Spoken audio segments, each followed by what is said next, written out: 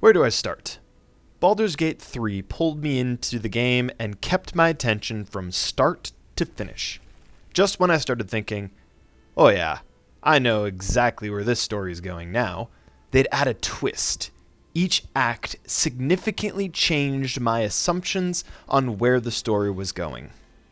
Baldur's Gate 3 is a turn-based classic roleplay game released in 2023 and developed by Larian Studios, who are also the developers for the Divinity games, which I'm sure you've heard about before. This will actually be the first Baldur's Gate game I've played, and I haven't even played any of the Divinity games either. And that's about all I can write for my quick review section on my Steam written reviews. But it just doesn't do justice for what my opinions are for this game. I don't know if you understand, but it's really, really difficult for me to write reviews for games I've played a lot. Over 350 hours of total playtime for Baldur's Gate 3. How can I even provide a review which will encompass an opinion showing someone who's never played the game why I like it? Should I emphasize tips and tricks to make the game easier since I now know how to play it so well? But while I'd love to tell you each and every choice I made, I also want to avoid spoiling important key parts of the story. And those are the most tasty parts of the story where I made the critical decisions for myself in Baldur's Gate 3. And equally important, how do I provide a review which won't just be so full of words that no one can even remember anything? After all, you're likely going to remember one joke, that I agreed with your opinion, or that I left out your most favorite thing in the game, and I will hear about it in the comments. But that's okay, just know it's what I struggle with when reviewing games of this magnitude. In my playthrough, I tried to go for a good moral ending. I'm rather thorough, I tried to uncover the map as much as possible, and I ended with a save file for my first solo game with 135 hours and 47 minutes. That's discounting plenty of hours for failed battle reloads and reloading because I made a terrible choice or failed a persuasion roll because my elf ranger is dumber than a doorknob. I kind of thought that rangers would need some intelligence to survive in the wilds, but what would I know? My time compares quite well with completion run times that I've seen online. But since I've had several games going with different people, and not all of them are even finished yet, I'm going to say I'm over the 350 hour mark total so far.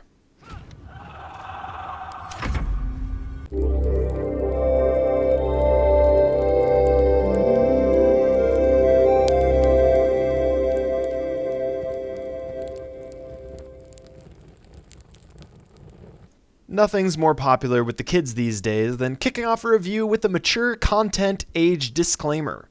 I felt strongly to include it for a few reasons. First, every party member is more horny for the protagonist than a teenage boy who's discovered where his dad kept the rated R movies. Every party member wants you, which to some people is a great feature in a game. But I'd hate for a kid who isn't ready for that kind of thing to get slapped by it. So I guess for parents, you might want to skip this one for your kids, or make sure you provide supervision as you see fit. That said, once you do turn down a party member, they won't ask you again. But each act will introduce new people, so you come right back to square one. You can also toggle on and off nudity too in the settings, so there are tools to work with for people's different sensitivities. And or streaming or video recording. Second, sometimes the story gets dark. It's one of the things that I like about Baldur's Gate 3.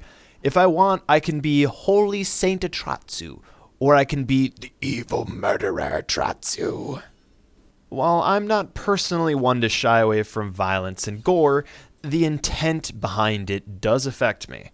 I finished playing through as the Dark Urge, and boy, let me tell you, the Dark Urge's story is so much darker than just a custom character taking a dark path.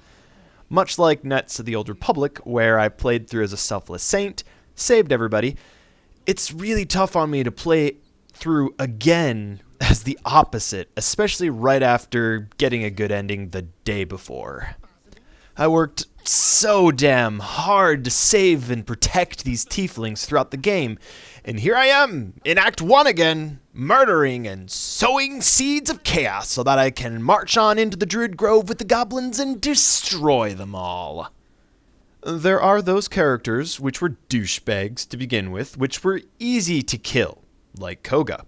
But there were others who I really would have preferred not to kill, like Arabella. But I'm doing it all the same because, to me, I'm telling a new story, albeit a sad story, but a new story nonetheless. Also, it's interesting to see how the story is told without key characters from my last playthrough. I got a bit sidetracked here, but my point is there requires a certain level of maturity to be able to appreciate a tragedy-type story. And I'm referring to the traditional definition of tragedy. You know, where not all the main characters live to the end of the story. And I also mean it in the literal sense, where terrible, awful things happen and everyone else did not live happily ever after. It is as you say. Sif, Tila, to me. The story is the strongest part of Baldur's Gate 3. I could have just written a review by the end of Act 1, but I wanted to make sure that I liked the ending before I started writing. And thankfully, I got exactly what I wanted. Before I even got to Act 3, Larian Studios released an update which provided a nice post-game reunion and provided some charming closure to the story. Also, it's equally important to note that depending on what you do, the story needs to adjust itself slightly. For example, in each playthrough, I'd try to do things a little bit differently. Where at first I talked to everyone, read every book, moved every rock. On other playthroughs, I'd try to get characters in a different order, do things a little bit different, kill different people. And sometimes you discover special voice lines you never would have. For example, I picked up Karlach before Astarion, and I was awarded with banter between those two characters. No need for this to get messy. I will rip your face off, fancy boy. And I'll eat your heart, fire girl. You can only get that dialogue if you go very out of your way and know where to get her first. And Baldur's Gate 3 is full of dialogue like that, which is amazing, and requires a whole new level of dedication for game devs. Think about it. How many people do you think have gotten Karlach before Astarion and gotten that unique dialogue? I'm guessing it's uncommon at best. Speaking of the characters, each one joining your party has his or her own quirks, virtues, and foibles. One of the most enjoyable parts of the game is getting to know the eccentric personalities along the way. Moreover, you can tell just how much love and care and detail went into the scripting and voice acting for this game. Like I said, I cannot imagine just how many hidden voice lines there are here. I'm gonna tell you my opinion on each character. If you want to go into Baldur's Gate 3 completely ignorant on the characters, I'd suggest skipping this section of the video. I'm specifically talking about the origin characters. If I told you about every character in the game, you'd be here for the next few days. And I don't want to record that long. First, we have the flamboyant elf Astarion. At first meeting, I had already decided I didn't like him. He struck me as haughty and arrogant. I nearly never had him in my party for my first game, which makes sense. He normally didn't appreciate the compassion I was trying to shower Faerun with. That being said, imagine my shock when I realized he's probably the best character in the whole game. His voice actor brought me to tears at the end of his story with the final showdown with Cazador. And naturally, I've had him along for my new playthrough as the Dark Urge, and he's very understanding. I wonder why. Next, we have Gale the Wizard. Arguably your round-of-the-mill fantasy wizard. He was my favorite, and from our first meeting in Act 1, he was part of my party from beginning until end. Seriously. I liked having him along for his optimistic personality and destructive magic spells. His story was interesting, but nothing as emotional as the other characters. And it breaks my heart to say, He's not in my other playthrough. He said, "Give me a hand," and I took it. Moving on, we have the Hot-Tempered Karlach, a barbarian with an infernal engine for a heart. Once again, this was a super compelling character who I loved having in my party. Sadly, my tank was pretty well established by the time I got Karlach, so I only brought her along when the story called for it. Karlach's story was impactful too. It actually had me put on my philosophy hat at the end of it. I didn't have nearly as many tears for Karlach as I did for Astarion, but there were a few. I should just make a cryometer for how emotional I got at the end of each character's arc. Next, we have the Githyanki fighter Lae'zel, a character I hated upon first meeting, and derailed our story to make us go back to her creche or else she'd abandon us. She became an established tank melee fighter in my group, and probably the most damage dealing, so I could not afford to lose her, and no one I could really swap her out for. I would have loved to have Karlach as my tank instead, but I just knew my strategy with my team and couldn't give Lae'zel up. That said, she did grow on me towards the end of the game, and that's the thing about the characters in Baldur's Gate 3. They grow as characters, except for the morally good ones, who just stayed morally good in my game, or died by my own hand when I had my villain arc. Next is the cleric half-elf named Shadowheart. She is far more morally ambiguous and has several twists and turns in her story. I pushed her in the morally right direction, but she just as well would have gone the other way. Lastly, we have Will, the character I would have wanted to be, without the devils of the past. He is by far the brightest shining light of selflessness and righteousness in the game. And he took the hit for it the whole playthrough and came out the other end still being the better man. Now, there's two more characters to talk about. Yours. First, we have your own personalized custom character. This character can be from numerous races and backgrounds. My character was a wood elf archer whose background was a soldier. I figured it made sense considering my time playing World of Warcraft as a hunter. If you drop into someone else's game, you can always create a new character and pick up wherever they are. It's just a nice multiplayer feature. Lastly, I should explain the Dark Urge. This is another customizable character. However, their backstory is dark and bloody. You can still make choices to fight your urge and still pull through for a happy ending, but there aren't any Steam achievements for me to do that. So I feed the urge in my game, and was very uncomfortable for that playthrough. The things I do for achievements. Going along with the different quirks of your companions and party members, depending on your decisions, you will get approval or disapproval. Astarion might approve of you murdering a village of orphans, but you can know that Will wouldn't approve of such shenanigans. As time goes on, your companions will sometimes need a push in one direction or another. And depending on how much approval you have, that push might need to be a shove to the tune of a D20 critical success roll. And I'm looking at you, Shadowheart, because you made me reload my game so many times in Act 2 because my luck is awful. For the story, it's broken down into 3 acts. Again, this might be a section to skip to avoid any slight story spoilers. I think the less you know going into the game, the better. That being said, there are some common themes I'll mention about the different acts, and the themes of the areas you'll be in. I shouldn't be dropping any real big spoilers here, just painting a picture with broad strokes.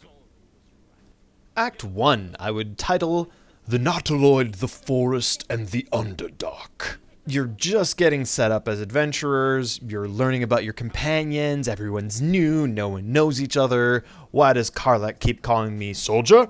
Why does Astarion keep calling me darling? You know, you're just getting started. You'll have several different ways that you can make your way from Act 1 to Act 2. You could go through the Underdark, or you could just hang out in the forest and go overland into Act 2. No pressure though, you can do both. I was all worried that I wouldn't be able to go see the Crash if I went to the Underdark, but I risked it, and eventually Lae'zel was like, "Hey, how about that Crash? Am I right, smooth skin?" You could completely skip one or the other. Honestly, when I was trying to speed through the story as the Dark Urge, I found out you can even kind of skip both and go from the forest right into Act 2 if you know where to go. Act 2 I would title, "These dark, spooky woods are my home now." Regardless of the choices you make, you'll eventually end up at Moonrise Tower, and the shadow-cursed land around it. There's a fair bit of lore for you nerds to dig in here. My attention isn't always 100%, and there is stuff I missed on my first playthrough, where subsequent playthroughs refreshed my memory and gave me new eyes to see with. Act 2 was my least favorite act. It felt like it just dragged on forever. Every act is split up pretty similarly time-wise, but it's like being in the middle of anything. I was just kind of tired, I just wanted to finish up, and the darkness is literally oppressive in Act 2. Again, after playing through a second time, it wasn't that bad, but I learned tricks which made subsequent playthroughs so much easier. Hey, I can learn. Act 3 is, "We finally made it to Baldur's Gate." By the time we got to Baldur's Gate, I honestly didn't think I was going to see the city. I thought they might just dangle a carrot in front of me, and I'd never actually get to see the stupid city and the stupid long bridge or whatever. But at long last, I got to Act 3. And it's around this time, they played a song in your camp which acknowledges that you're nearing the end of the game. Which, I might have lost my attention some in Act 2, but it was definitely back as I started to wrap up personal stories for my companions and making preparations for my final fight against villains which had been built up since Act 1. Also a quiet side note, my favorite song, well, let's just say lives. All mortal lives expire. Again, I cannot emphasize enough just how smartly made this game is. There's just slight adjustments for your decisions you make in your previous acts, but your character and your actions back in Act 1 have had an impact on the story in the final act. This isn't simply a Tell's Tale joke about Clementine will remember that. If Clementine was in Act 1 of Baldur's Gate, she would actually remember what you did in Act 1 when you're in Act 3, because that's the kind of quality Larian Studios has put into this masterpiece of a game. Now, I'm going to be very careful when I say this, but I was happy with the ending of my story. It was important for me that I not get to the end and think, what? I did all this work for this garbage? There are some games out there where you spend so much time working towards the end of the game, and then you're just so deflated by the ending that it's just, what's the point? Depending on what you do at the end, you could potentially get that type of ending. But my good moral choice ending was good in my eyes. I don't really think I can or should say anything more. If you'd like more, I'd suggest taking to the comments or dropping me a message on my Discord server. From my experience with Baldur's Gate 3, each act built on itself, bringing the decision from the previous act and adding something new, and providing new information which better articulates what exactly is happening. Right to the final encounter of the game, there's still details being revealed which can change how you look at the game's story when you replay it anew from Act 1.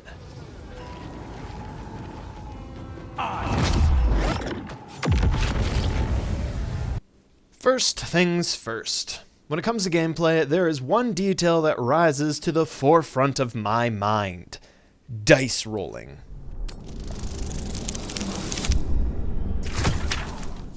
Welcome to classic RPGs.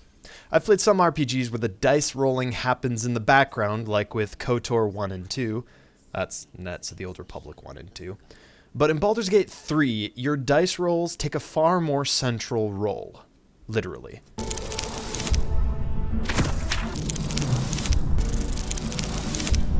Sometimes you have a d20 in the center of your screen and you click roll when you're making dialogue options which require you to roll. Not only are you rolling for persuasion, insight, or deception, when you walk into combat, the first thing you do, say it with me everyone, roll for initiative! The thing I said before Baldur's Gate, which my fiancée didn't understand, and now will never forget as long as she lives. Before you attack, you roll for initiative. And for anyone who doesn't know, before you can start attacking each other, you need to roll to see who goes first. If I roll a 1 and you roll a 20, you rolled better than me, so you'll go before me. You won't always see a dice roll in the center of your screen, but your character will still roll dice, and you'll see text pop up over them that they rolled. This typically happens when you're being attacked and trying to concentrate on a spell you cast, or you walk by buried treasure, or you're trying to sneak past someone's line of sight. You'll hear and see an animation, and if your character saves, you rolled successfully. If you failed, you'll lose concentration, miss the treasure, or be spotted as you sneak by. Much like in other RPGs, these are almost background in nature, but it does add a Dungeons and Dragons flair to the experience, which is not entirely unpleasant in my opinion. I must confess, I don't know how best to explain the combat in Baldur's Gate 3. Obviously it's turn-based, but you equip gear with stats and effects on it, okay?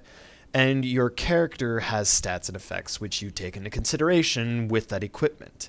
And you have resources to cast spells called action, bonus action, and reactions. Sometimes you'll need a spell slot to cast a spell. Other times they're cantrips, and they can just be casted. There's a lot of freedom to experiment and play around with your character's class and gear. You can even dual class to take advantages from perks from a whole other class. Want to be a fighter mage? A barbarian bard? You won't get the final spells from that class though, so you need to weigh the pros and the cons of dual classing. There's so much I could go on about with character building. In my first game, I made a ranger, but eventually I made him wear heavy armor and equipped a heavy crossbow. Well, towards the end of the game, my fighter had 2 legendary weapons equipped, and I missed out on making the best heavy crossbow. So I decided, okay, this is no longer working for me. Let me rebuild my ranger. So I reclassed him, took points out of crossbow perks, and instead gave him the legendary bow I had, and instantly I dished out so much more damage I was competing with Lae'zel's destructive power.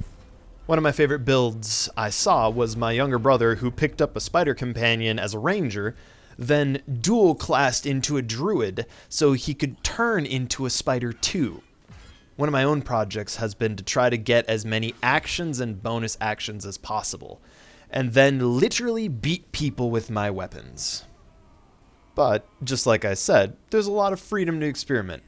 You can also really screw stuff up, especially when you're leveling up. The good news is, the price of changing your class is a meager 100 gold pieces. The price you can pay if you change class to a bard and play in the streets of Baldur's Gate for 30 minutes or so. Does that seem oddly specific?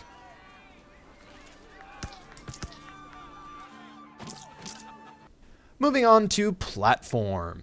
I play Baldur's Gate 3 on my computer with a keyboard and mouse, and I also played it on the Steam Deck with Steamdeck controls. Both options have been set up nicely, and I like playing with the easier controls with my keyboard and mouse, but it's also nice to play on the TV sitting on the couch with a Bluetooth controller. The Steam Deck's controls aren't as fast as the keyboard and mouse, but considering Baldur's Gate 3 is a turn-based game, it doesn't really need to be fast, unless you're trying to hit someone or something without turning turn-based mode on, and that's just exasperating because they keep moving. Lastly, it stands to mention there are 4 difficulty modes on Baldur's Gate 3. Explorer mode, which makes everything easier and focuses on the story. Balanced mode, which gives you more of a healthy dose of challenge. Tactician mode, which is for those of you who go harder. And honor mode, for you masochists who just want to prove you're better than me. I played on balanced difficulty, which was perfect for me. I've been tempted to try out Tactician mode since I feel like I have a reasonable grasp of the gameplay, and of course you can reload saves to get through tougher fights. But Honor mode is like playing a game on hardcore mode. I have no desire to smash my face against a brick wall and say, "Yes sir, please, some more." I'm already in an abusive relationship with Don't Starve. I don't need that from Baldur's Gate 3. Psst. Hey you. Did you make it? We're nearing the end of this video. This might be one of the longest reviews I've done so far, and I still don't feel like I've done this game justice. There's just so much I haven't said. Someone's going to be mad at me that I haven't mentioned the dog Scratch, or the owl bear I will now call Grounder. But in conclusion, I've enjoyed playing through Baldur's Gate 3 and appreciate having an opportunity to experience such a rich game with such fine details and such a great story. I haven't been so immersed in a game since I first played Skyrim for the first time so very long ago. And I wasn't expecting that to happen here. I thought I was just gonna jump in and play a Dungeons & Dragons video game with my brothers. Little did I realize I was going to nearly exclusively play Baldur's Gate 3 for the rest of 2023. And that's why my YouTube channel has been silent for so long. That's the unfortunate thing about starting a huge game like this. I don't have time for anything else. I could play 5 shorter games and have a few reviews out every couple of months. But that's not an option if all my waking free time is absorbed with trying to save Baldur's Gate. It's like a second full-time job, which already cuts into my personal project time. Now, I'm not saying Baldur's Gate 3 is perfect. After killing someone, my camera will sometimes zoom into that creature's groin, because that's definitely where I want to be looking up close and personal. My character has fallen off cliffs and elevators to his unceremonious death. I've gotten a glitch where my character thinks it's been downed, and so I can't teleport away. I've got a mid-powered PC, which has been in need of an upgrade for the past 5 years, so the load times are pretty tough on me too. But through everything, I've experienced a game I'll never be able to forget. Every character that joined my party or stayed in my camp for a while, I distinctly remembered. Each one was unique and had his or her own addition to the whole story, which was my experience with Baldur's Gate 3. Sometimes I got into crazy fights where I only won because of some crazy scheme involving pushing people off high cliffs or sneaking around. And even played a game where we knocked out Astarion, stole his clothes, and left him naked in Act 1. After finishing the game, I was actually hit by a wave of sadness because it's over. The story's done. I now know how it all ends. But I don't fight that feeling. I embrace it as part of the process for a long, long game like this. It truly does sometimes feel like you're on an adventure with the party members. Sure, I can play a new game, and I most certainly did. But there's another option for me now. I'm going to take a break. I'm not ready to dive into one of these games again for a bit, but I can always go back in time. I've never played Baldur's Gate 1 or 2. I haven't even played Divinity Original Sin, although Divinity has been on my Steam wishlist since, 2015? There are some absolutely awesome games I can turn to fill the Baldur's Gate void. Anyway, thank you for watching and listening. I know this has probably just been a long-winded way for me to say, "Hey, I like Baldur's Gate 3. You should check it out." But these videos are a chance to exercise critical thinking skills along with writing and video editing. It means a lot to me that there are people out there who also find enough value in them to actually watch them. and even fewer that actually get to the end. So hey, know that I appreciate you and thank you for giving me not only an outlet, but also a space to just toss my reviews out there for others to see. I'm sure I miss stuff, sometimes on purpose to omit details, other times because there's just so much in the game. What do you think? What was your team when you played through Baldur's Gate 3? Similar playstyle to me, or did you rotate your companions? Feel free to let me know in the comments below. Don't forget to like that bell and ding that subscription. Thank you for watching. My name is Atratzu, and I will see you in the next video.